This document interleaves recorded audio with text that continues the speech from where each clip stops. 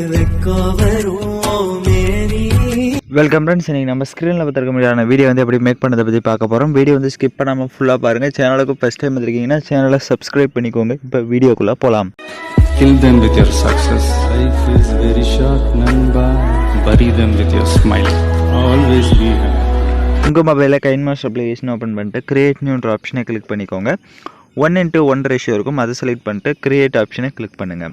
Left side மேலே image என்ற option இருக்கும், அதை கிளிக் பண்ணிவிட்டு பேக்ரவுண்ட் வந்து பிளாக் கலர் செலக்ட் பண்ணிக்கோங்க. அதோட டைம் டியூரேஷனை நீங்கள் எத்தனை செகண்ட் வீடியோ மேக் பண்ண போகிறீங்களோ அதை செகண்ட் ட்ராக் பண்ணிவிட்டு எகைன் வீடியோட ஃபஸ்ட்டு கொண்டு லேயர் ஐகானை கிளிக் பண்ணுங்கள்.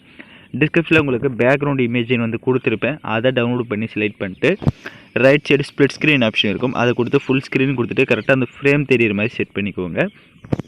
இப்போ அந்த இமேஜோட டைம் டியூரேஷனும் எண்டிங் வரையே ட்ராக் பண்ணிவிட்டு இப்போ எகைன் வீடியோட ஃபஸ்ட்டு கொண்டு லேயர் ஐகானை கிளிக் பண்ணுங்கள்.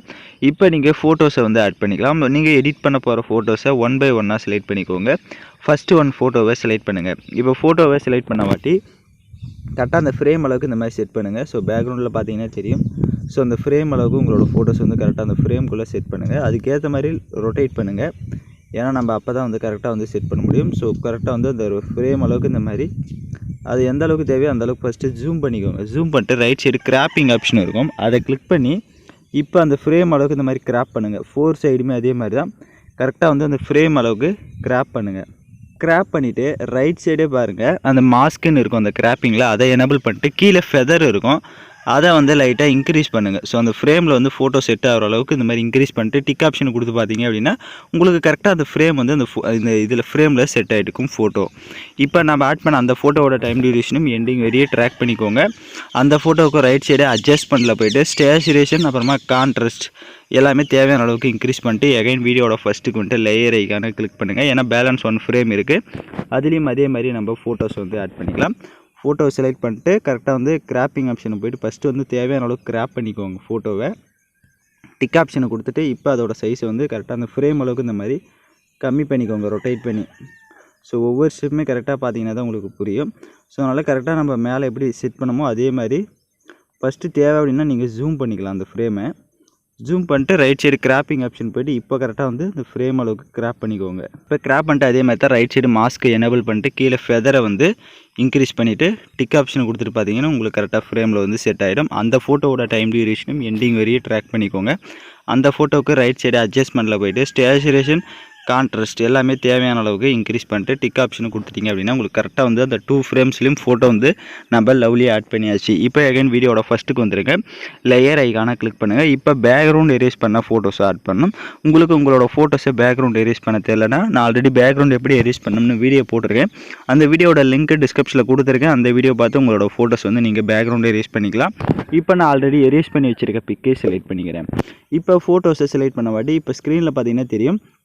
ஸோ ஃபுல் சைஸை ஆட் பண்ணுறீங்க அப்படின்னா நீங்கள் இந்த மாதிரி ஃபுல் சைஸை அந்த இடத்துல செட் பண்ணிக்கலாம். இல்லை உங்களுக்கு ஆஃப் சைஸாக தான் ஃபோட்டோஸ் இருக்குன்னா அதை வந்து நீங்கள் ஜூம் பண்ணிவிட்டு நான் எப்படி இப்போ செட் பண்ணுறேனோ அந்த மாதிரி நீங்கள் செட் பண்ணிக்கலாம். இப்போ ஸ்க்ரீனில் பார்த்தீங்கனாலே தெரியும்.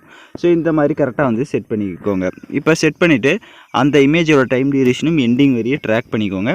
அந்த ஃபோட்டோவுக்கும் ரைட் சைடு அட்ஜஸ்ட்மெண்ட்டில் போய்ட்டு ஸ்டேச்சுரேஷன் அப்புறமா கான்ட்ராஸ்ட் எல்லாமே தேவையான அளவுக்கு இன்க்ரீஸ் பண்ணிக்கோங்க. ஸோ நான் சொன்ன மாதிரி கரெக்டாக வந்து செட் பண்ணிக்கோங்க. இப்போ எகைன் வீடியோட ஃபஸ்ட்டுக்கு வந்துடுங்க, லேயர் ஐக்கானை கிளிக் பண்ணுங்கள். டிஸ்கிரிப்ஷன்லேயே உங்களுக்கு லைட் எஃபெக்ட் வீடியோனும் கொடுத்துருப்பேன், அதையும் டவுன்லோட் பண்ணி செலக்ட் பண்ணிட்டு அதில் இருக்க ஆடியோவை ஃபஸ்ட்டு மியூட் பண்ணிக்கோங்க. இப்போ அப்படியே பேக்கில் வந்துட்டு ரைட் சைடு ஸ்ப்ளிட் ஸ்க்ரீன் இருக்கும், அதில் ஃபுல் ஸ்க்ரீன் கொடுத்துட்டு எகைன் பேக்கில் வந்துட்டு அப்படி கீழே ஸ்க்ரோல் பண்ணுங்கள், பிளெண்டிங் வரும், அதில் ஸ்க்ரீன் கொடுத்துருங்க.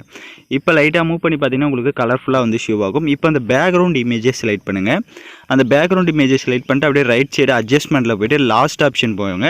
இப்போ பேக்ரவுண்டோட கலர்ஸ் வந்து நீங்கள் சேஞ்ச் பண்ணிக்கலாம். ஸோ உங்களுக்கு இப்போ எந்த கலர்ஸ் பேக்ரவுண்டு தேவையோ அந்த கலர்ஸ்க்கு வந்து நீங்கள் சேஞ்ச் பண்ணிக்கலாம். இப்போ ஸ்க்ரீனில் பார்த்தீங்கனாலே தெரியும், எல்லா ஃபோட்டோஸ்க்குமே உங்களுக்கு கரெக்டாக வந்து அந்த ஃப்ரேம் நம்ம பேக்ரவுண்ட் கலர்ஸ் வந்து சேஞ்ச் பண்ணுறப்ப உங்களுக்கு சூப்பராக வந்து ஷோ ஆகும். ஸோ இதில் உங்களுக்கு என்ன கலர் பேக்ரவுண்ட் வேணுமோ நீங்கள் அந்த கலரை செட் பண்ணிட்டுக்கோங்க. செட் பண்ணிட்டு அப்படியே பேக்கில் வந்துடுங்க. இப்போ எகைன் வீடியோட ஃபஸ்ட்டுக்கு வந்துட்டு லேயர் ஐக்கானை கிளிக் பண்ணுங்கள். நம்ம சாங்ஸை வந்து ஆட் பண்ணிக்கலாம். ஸோ நான் யூஸ் பண்ணுற சாங்கோட லிங்க் டிஸ்கிரிப்ஷனில் வீடியோவாக கொடுத்துருப்பேன். அந்த வீடியோவில் இருக்க ஆடியோ தனியாக எடுக்கணும்னா அந்த வீடியோவை செலக்ட் பண்ணிவிட்டு அப்படியே ரைட் சைடு ஸ்க்ரோல் பண்ணுங்கள், எக்ஸ்ட்ராக்கு ஆடியோன்னு இருக்கும், அதை கொடுத்துட்டிங்கன்னா வீடியோவில் இருக்க ஆடியோ தனியாக வந்துடும். இப்போ அந்த வீடியோவை லெஃப்ட் சைடு டெலீட் ஆப்ஷனை கிளிக் பண்ணி டெலீட் பண்ணிக்கோங்க. இப்போ நம்ம வீடியோ வந்து ஃபுல்லாக கம்ப்ளீட் பண்ணியாச்சு. நான் சொன்ன மாதிரி எல்லா ஸ்டெப்ஸையும் பண்ணிக்கோங்க. உங்களுக்கு வீடியோவில் ஏதாவது டவுட்ஸ் இருந்தால் வீடியோவை ரிவைண்ட் பண்ணி பார்த்து நீங்கள் எடிட் பண்ணலாம். இப்போ வீடியோவை ப்ளே பண்ணி பார்க்கலாம்.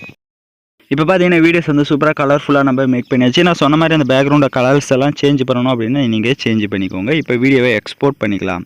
ஓகே ஃப்ரெண்ட்ஸ், இந்த வீடியோ பிடிச்சிருந்தால் லைக் பண்ணுங்கள், ஷேர் பண்ணுங்கள், சப்ஸ்கிரைப் பண்ணிட்டு கூட இருக்க பெல் பட்டனையும் கிளிக் பண்ணிடுங்க. அப்போ தான் நம்ம சேனல்ஸில் போடுற எல்லா வீடியோஸோட நோட்டிஃபிகேஷன்ஸும் உங்களுக்கு உடனடியாக வரும்.